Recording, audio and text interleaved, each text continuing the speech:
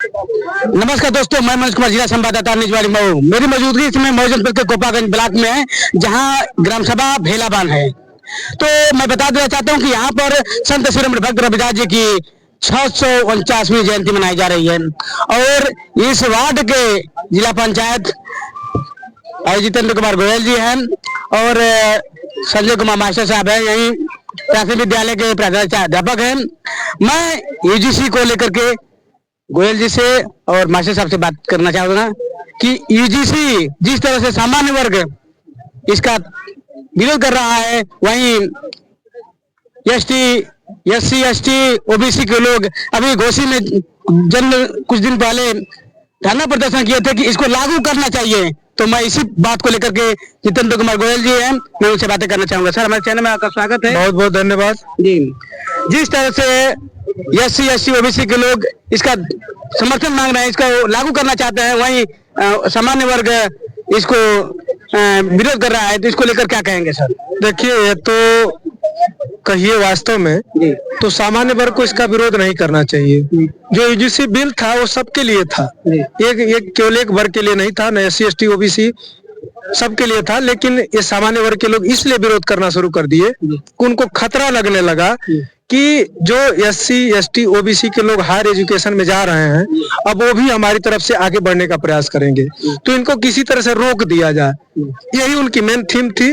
और दूसरी थीम ये रही कि जो हिंदूवाद का नारा देते हैं लोग कि ये इस देश में हिंदू हिंदू हिंदू चिल्लाते हैं लोग, हिंदू मुसलमान का नारा देते हैं, इस बात से उन्होंने साबित कर दिया कि वो हिंदू शब्द केवल वोट लेने के लिए करते हैं, बाकी किसी काम के लिए नहीं। क्योंकि अगर हिंदू शब्द सबको जोड़ करके देखते तो उसमें एससी एसटी ओबीसी सामान्य वर्ग के सभी लोग थे, सबके अधिकार की बात थी, उसका वो स्वागत करते। जैसे एससी एसटी ओबीसी के लोग ईडब्ल्यूएस जब आया तो किसी ने विरोध नहीं किया। ठीक है भाई, आप 10% आरक्षण ले लो, सुप्रीम कोर्ट ने आपको जब अथराइज कर दिया तो आप 10% आरक्षण ले लो, उस पर कोई विरोध नहीं किया, कोई टिप्पणी नहीं किया।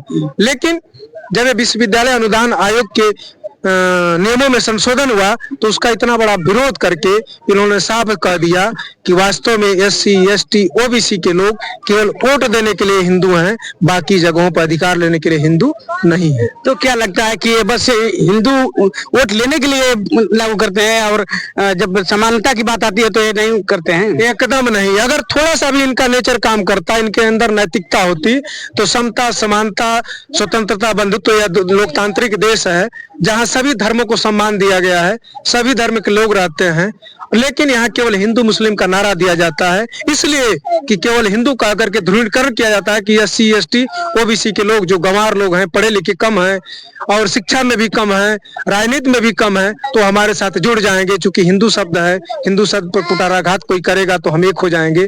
तो हिंदू शब्द केवल इसलिए प्रयोग किया गया है कि वोट ले लिया जाए, बाकी जब अधिकार देने की बात आएगी तो वहाँ हिंदू नहीं रह जाएगा, वो खटिक हो जाएगा, वो धोबी हो जाएगा, वो पासी हो जाएगा, लोहार हो जाएगा, कुम्हार हो जाएगा, और जब वोट देने की बात आएगी तो वही जातियां हिंदू हो जाएंगी। तो क्या लगता है कि 19 तारीख तक जो रोक लगा दी गई है, तो अगर इसको पूरी तरह से रोक लगा दी गई तो क्या आप इसके विरोध करेंगे या फिर इसको लागू करेंगे?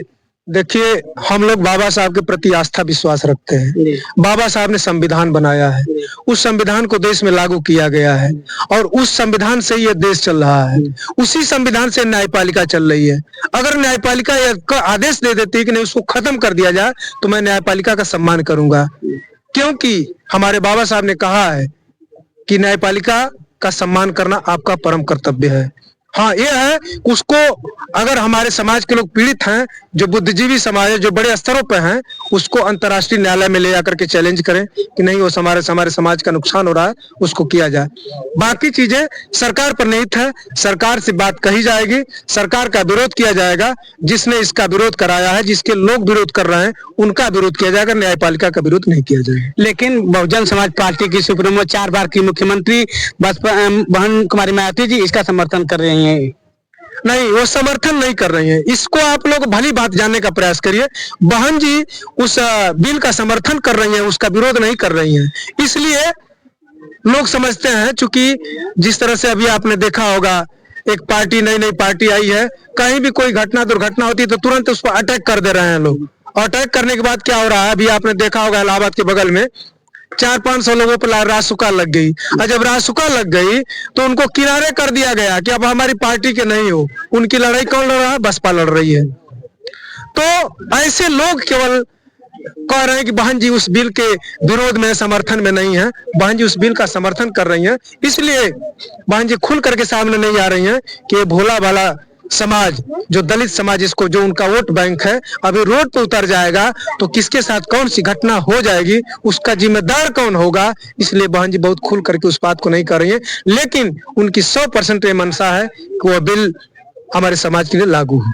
लेकिन लोकसभा चुनाव में कुछ पार्टियां ऐसी थी जिन्होंने कहा कि संविधान बचाओ, बाबा साहब का संविधान बचाओ, लेकिन वो इस बिल पे कोई टिप्पणी नहीं कर रहे हैं लोग। देखिए, यह तो मैंने आपको साफ शब्दों में बता दिया कि जो केवल राजनीति करने के उद्देश्य से आते हैं, वो आपको दारू भी देंगे, मुर्गा भी देंगे, पाउच देंगे, संविधान की भी बात करेंगे, न्यायपालिका को भी कह के हम उखाड़ के फेंक देंगे, लेकिन जब चुनाव जीत जाएंगे तो वो अपने जगह पे चले जाएंगे, हम अपने जगह पर आ जाएंगे।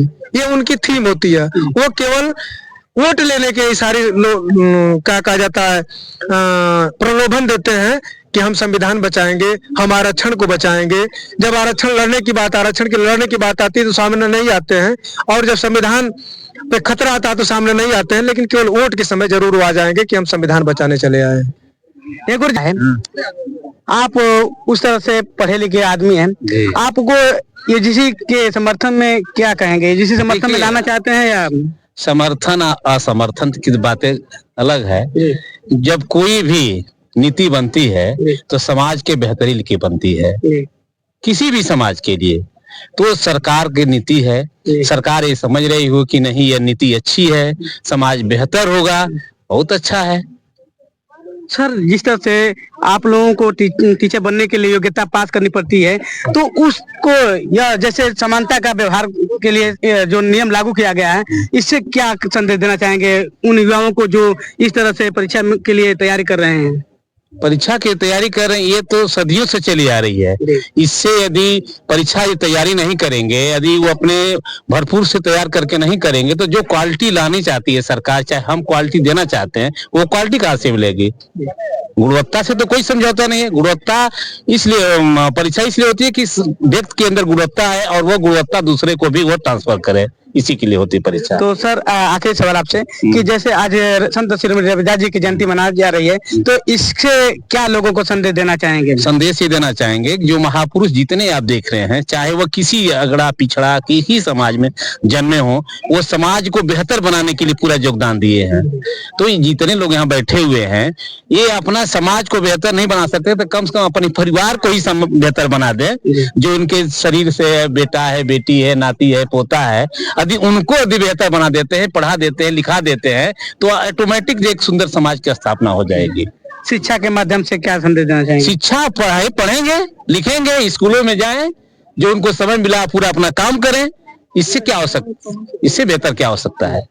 तो सारी खबरें जान चुके होंगे। जितेंद्र कुमार गोयल जी ने सारी खबरें बता दी कि यूजीसी को जो बाबा साहब के संविधान के लिए बचाना चाहते थे, वो लोग सामने नहीं आ रहे हैं, और इनकी बातों से, सारी बातों से सहमत हो चुके हैं कि अन्य खबरों के लिए Mou 24 और फेसबुक पर सारी खबरें पा सकते हैं। तब तक के लिए धन्यवाद।